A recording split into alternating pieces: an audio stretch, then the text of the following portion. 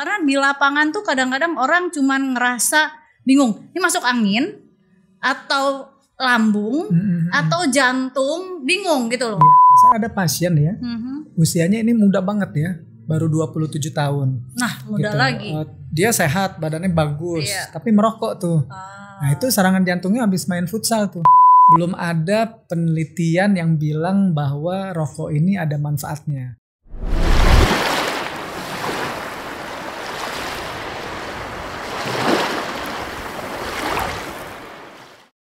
Halo, ketemu lagi dengan saya Dr. Grace dari Dr. House Clinic, The Lifestyle Clinic.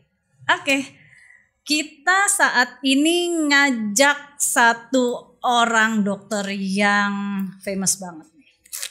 Famous ya dok ya? Jadi tersanjung. Tersanjung versi 1, versi 2, masih versi 1. Masih versi 1. Oke, Dokter Berlian ya, spesialis jantung ya. SPJP itu apa dok? Spesialis jantung dan pembuluh darah. Dan pembuluh darah. Soalnya banyak yang nggak JP-nya dok, cuman tahu spesialis jantungnya aja. Oke, Dokter Berlian, tapi aku manggilnya enakan Dokter Billy, nggak apa-apa kan ya? Nggak apa-apa, karena emang udah panggilannya. Udah panggilannya. Oke, Dokter Billy, nih kita mau ngobrolin tentang penyakit jantung. Penyakit jantung itu masih jadi momok. Ya. Orang tuh takut banget sama yang namanya sakit jantung, dan katanya masih secara statistik masih nomor 1 ya dok. Gimana? Iya. Penyakit jantung sendiri banyak jenisnya, tapi yang paling banyak diidap oleh kita ya, masyarakat atau manusia modern itu penyakit jantung koroner. Penyakit jantung koroner. Betul, ya. Di mana ada penyempitan di pembuluh darah koroner yang memberi makan jantung.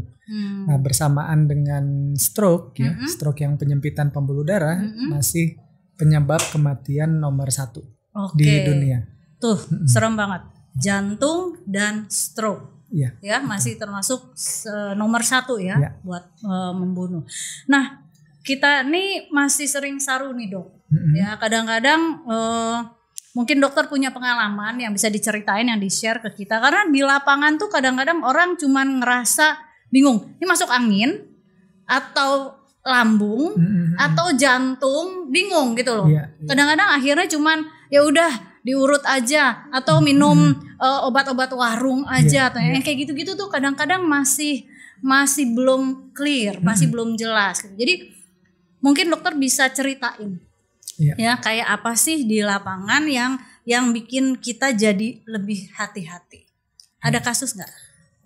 Banyak ya, bahkan ada satu kasus yang cukup dramatis. Jadi pasien saya sendiri nih, Dr. Grace, laki-laki usianya masih relatif muda ya, 54 tahun. Masih muda. Iya.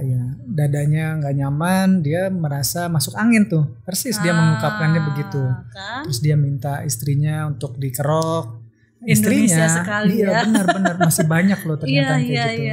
Istrinya udah curiga nih, ini kayaknya bukan masuk angin biasa, karena habis dikerok ya masih nggak nyaman, dadanya nggak enak gitu ya. Terus akhirnya dibawalah ke IGD, tempat saya berpraktek. Nah, saat di IGD itu pasien ini mengalami henti jantung. Loh, cepet ya langsung henti jantung. Padahal umur baru 54. Diresusitasi, terus untungnya bisa ditolong. Bisa ditolong.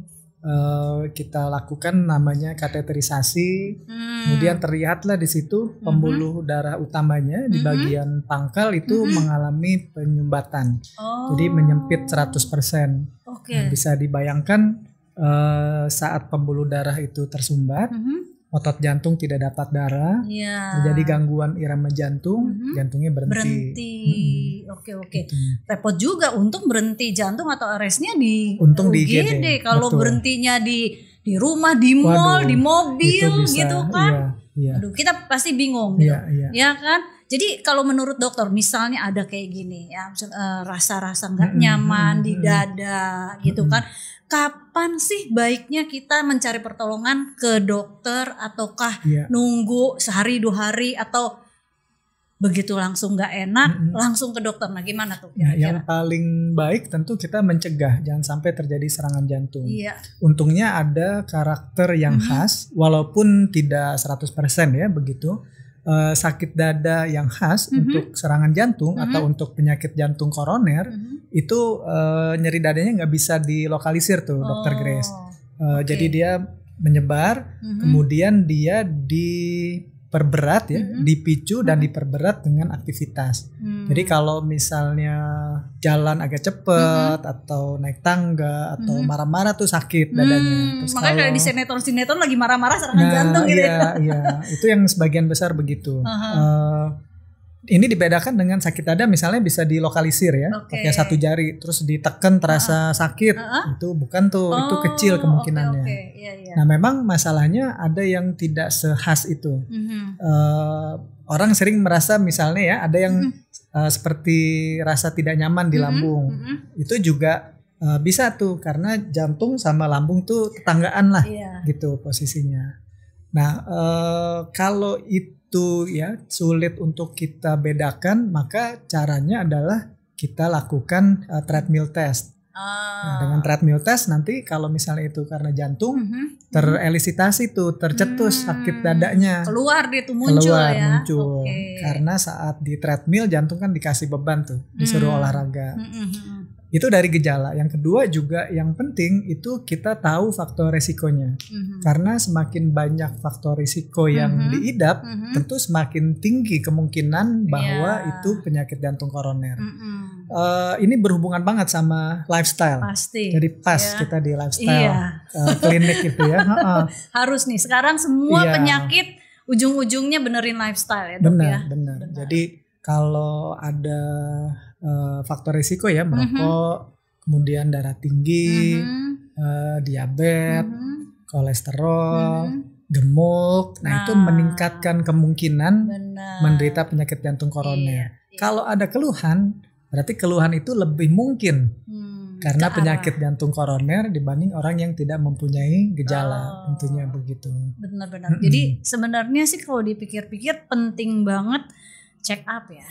Iya, screening paling tidak kalau kita usia 40 itu sekali lah paling enggak untuk lihat. Tadi kasus yang saya ceritakan, pasien saya yang 54 tahun baru tahu dia itu ada diabetes saat serangan itu, gula darahnya 300 hampir 400. Dia kaget kan, dia merasa selama ini sehat-sehat. Enggak gemuk. Diabetes enggak mesti gemuk. Benar. Tapi dia juga dia nggak ngerokok tuh. Dia nggak ngerokok. Dia sedentary lifestyle tapi ya. Paling banyak tuh sekarang sedentary lifestyle. Urban kayak kita lah ya. Kantor, berangkat pagi, duduk seharian, pulang naik mobil sampai rumah istirahat. Rebahan. Olahraga. Iya, olahraga enggak, makannya juga. Makannya so-so, dia ngerasanya sih nggak jelek-jelek amat makannya. Tapi yang kita sering lupa bahwa nasi itu kan karbohidrat ya, refined sugar bahkan tuh. Itu gulanya tinggi. Dan dulu zaman waktu kita masih kecil-kecil, fokusnya kalau makan tuh nasinya banyakin.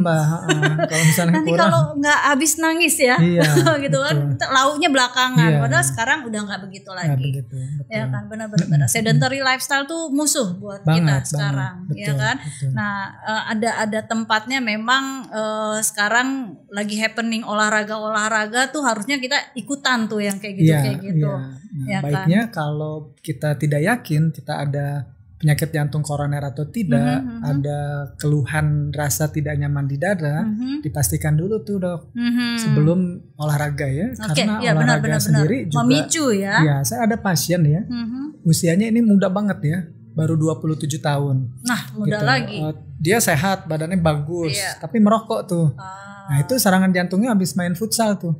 Nah paling sering tuh kayak gitu. Karena kan dipicu sama stres dalam bentuk olahraga. Diforsir. Iya benar-benar. Dia merasa rokoknya itu bisa padahal baru 27 tahun ya. Dia ngerasa bisa cancel out sama olahraganya, tapi nggak begitu ternyata. Nah, orang tuh mikirnya gitu, nggak apa-apa deh makannya jorok-jorok kan habis ini olahraga, atau nggak apa-apa deh ngerokok gitu kan. Nggak gitu. Ternyata nggak gitu teorinya. Dia harus satu paket tuh. Mungkin kualitas pembuluh darahnya secara umum baik, tapi seperti pada pasien ini ada satu pembuluh darah yang mengalami penyempitan, kemudian saat serangan jantung dia tersumbat total.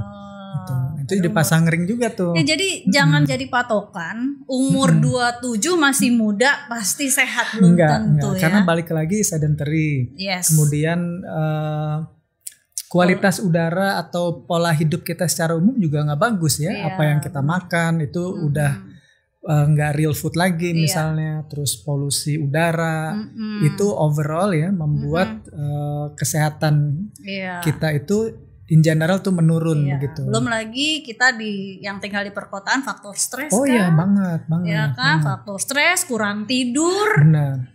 Itu semua memicu. Jadi benar-benar back to lifestyle. Kalau udah kayak gitu udah nggak bisa. Lifestyle tuh jangan dibenerin pas udah tua ya. Udah terlambat. Udah terlambat. Karena udah tua tuh harusnya kita menikmati apa yang kita jalankan waktu kita muda gitu. Panennya pas sudah tua. Jadi panennya ada dua, mau panen sehat atau mau panen sakit. Betul. Ya kan? Oke dok. Supaya kita tahu nih batasan-batasan sehat dan tidak sehat untuk jantung khusus untuk jantung.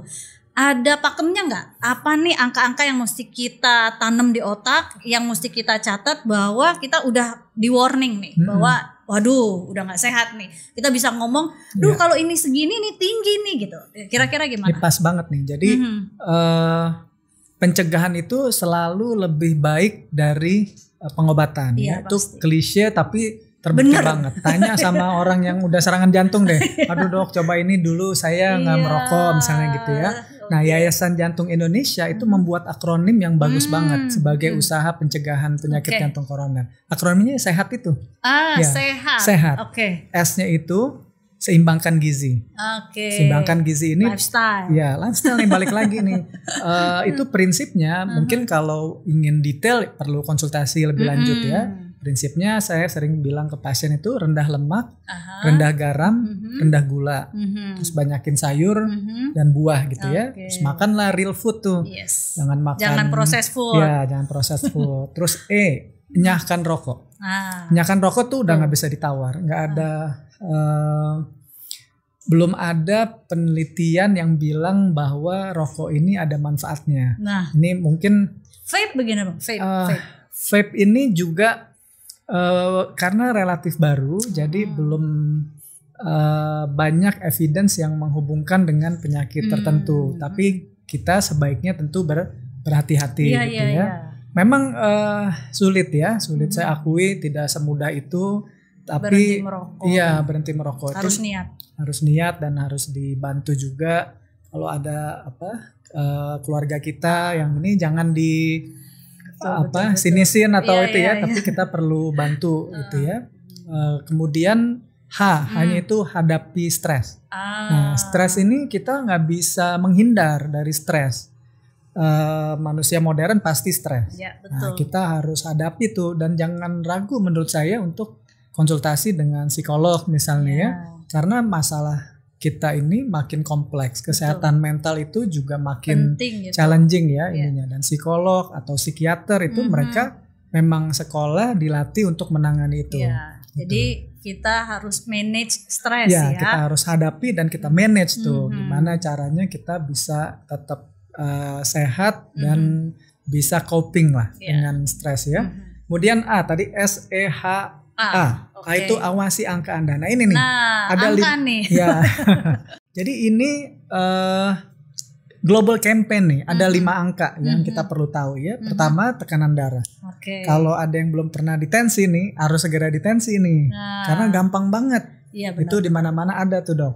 Kalau diambil dengan benar saat istirahat ya, jadi harus istirahat dulu. Kalau ditensi itu tensi harusnya kurang dari 120/80.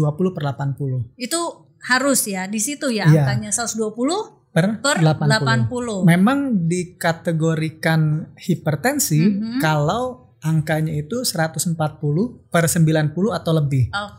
Tapi antara 120/80 sampai 140/90 itu udah warning tuh. Itu namanya prahipertensi. Nah, itu tuh kita kadang-kadang suka gini, nggak apa-apa. Baru juga segitu gitu. Ternyata nggak bisa. Warning ya. Kemudian yang kedua ya, itu gula darah. Ya. Gula darah itu, gula darah puasa idealnya kurang dari 100. Ya. Memang diabetes itu 125 atau lebih.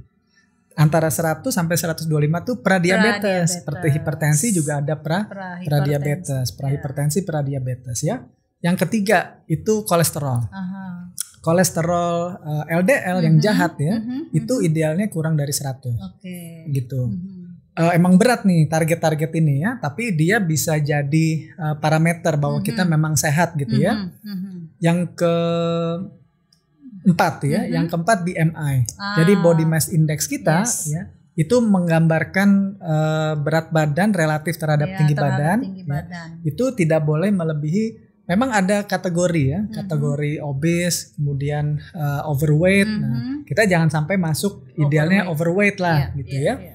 Kemudian yang kelima ya, yang terakhir itu lingkar perut. Nah, karena ada orang BMI-nya bagus tapi obesitas sentral, jadi gemuknya tuh di perut gitu. Betul. Nah itu banget. Kalau laki-laki untuk orang Asia 90 cm. Diambilnya tuh di diameter yang terbesar, gitu ya. Biasanya memang ya biasanya melewati pusat ya. Kemudian kalau perempuan kurang dari 80. Oke, mulai cari meteran. Nah, cari meteran. Habis dengerin dokter Billy ngomong, cari meteran, coba ukur. Kalau perempuan nggak boleh di atas 80 cm. Laki-laki nggak boleh di atas 90 cm ya.